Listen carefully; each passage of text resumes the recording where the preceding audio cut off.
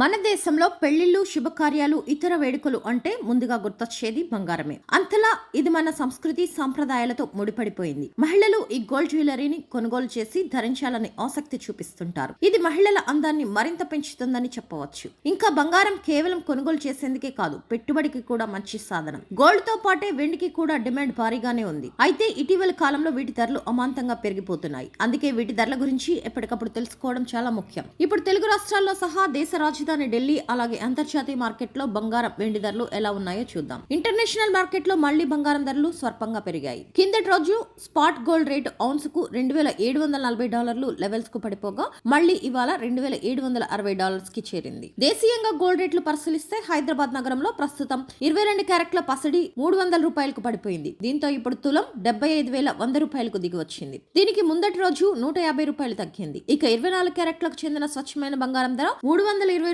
తగ్గడంతో ప్రస్తుతం 10 గ్రాములకు $81,930కి చేరింది. విజయవాడలో కూడా ఇవే రేట్లు ఉన్నాయి.